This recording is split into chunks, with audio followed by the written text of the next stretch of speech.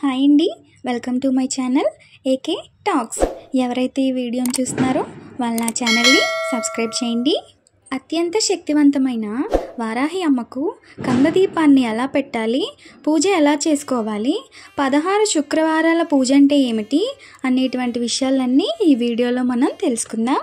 ఆర్థిక సమస్యలతో మరియు ఆర్థిక ఇబ్బందులతో అలాగే భూ వివాదాలు వంటి సమస్యలతో ఎవరైతే సతమతమవుతూ ఉంటారో వారు ఈ పూజను ఆచరిస్తే తప్పకుండా మంచి ఫలితాన్ని అయితే పొందుతారండి. ముందుగా వారాహీదేవి అంటే ఎవరో చెప్తానండి. మన సప్తమాతృకలలో అమ్మ ఒకరండి. సప్తమాతృకల్లో మొత్తం 7 ఉంటారు. బ్రహ్మదేవుని నుండి వచ్చిన శక్తి బ్రహ్మి, విష్ణువు నుండి వచ్చిన శక్తి వైష్ణవి, మహేశ్వరుడి నుండి వచ్చిన శక్తి మహేశ్వరి, ఇంద్రుడి నుండి ఇంద్రాణి, కుమారస్వామి నుండి కౌమారి, నారసింహస్వామి నుండి నారసింహి, అలాగే వరాహస్వామి నుండి వచ్చిన శక్తి వారాహి. వీరంతా రాక్షస సంహారం కోసం ఉద్భవించారండి. వారాహీదేవి లలితాదేవి యొక్క స్వరూపం అండి. ఆ అమ్మ లలితాదేవికి సర్వ సైన్యాధ్యక్షురాలుగా కూడా ఉన్నారు. మార్కండేయ పురాణం ప్రకారం మహావిష్ణు అవతారమైన వరాహస్వామి నుండి ఉద్భవించిన శక్తి శ్రీ వారాహి అమ్మవారండి.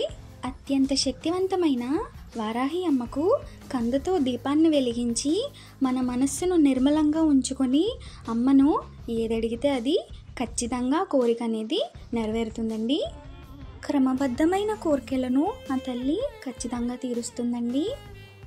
ఈ పూజను మన ఇంట్లో ఉండే నిత్య దీపారాధన వస్తువులతోనే చేసుకోవచ్చండి.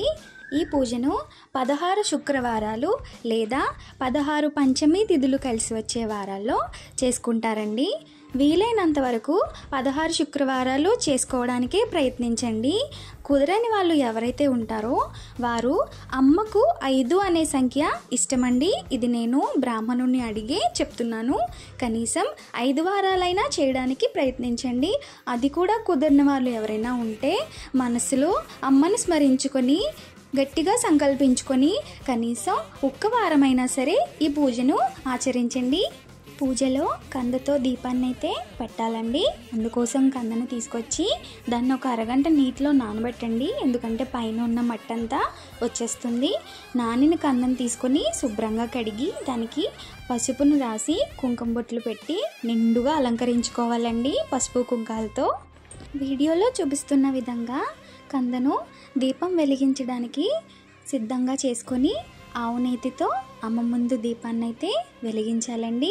లేదు అంటే మీరు నిత్యం దీపారాధన చేసే నూనెతోనైనా వెలిగించవచ్చు. వీడియోలో చూపిస్తున్న విధంగా 3 వైపులా 3 ఒత్తులను వేసి అమ్మకు దీపాన్ని అయితే వెలిగించాలండి. అమ్మవారికి నైవేద్యంగా ఎర్రదుంపలను ఉడికించి పెట్టానండి. అదే స్వీట్ పొటాటో అంటారు కదండి, అది. ఎందుకంటే అమ్మను భూదేవతగా కూడా పిలుస్తారు కాబట్టి భూమిలో పండేవి నైవేద్యంగా మనం పెట్టచ్చు. అలాగే దానిమ్మ గింజలను కూడా అమ్మవారికి నైవేద్యంగా పెట్టానండి. అదేవిధంగా అమ్మకు పానకం అంటే చాలా ఇష్టం. వీలైతే పానకాన్ని కూడా చేసి అమ్మకు నైవేద్యంగా సమర్పించుకోండి. మరియు నిమ్మకాయల మాలతో పూజనైతే ఆచరించండి. కుదరకుంటే నిమ్మకాయలైనా అమ్మ వద్ద ఉంచి పూజను చేయండి. కనీసం 1 వారమైనా సరే నిమ్మకాయల మాలను అమ్మకు వేయండి. అదేవిధంగా అమ్మకు ఎరుపు రంగు అంటే చాలా ఇష్టం కావున ఎరుపు రంగు పుష్పాలతో పూజించండి.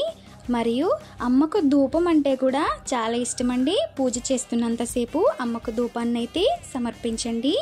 ఒక్క విషయం అయితే చెప్పగలనండి, ఏది ఉన్నా లేకున్నా మనస్ఫూర్తిగా అమ్మను తలుచుకుంటూ భక్తి శ్రద్ధలతో ఈ పూజను ఎవరైతే ఆచరిస్తారో వాళ్లకు ఖచ్చితంగా విశేషమైన ఫలితం అయితే ఉంటుందనైతే చెప్తాను.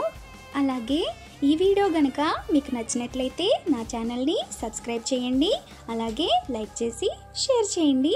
Thanks for watching.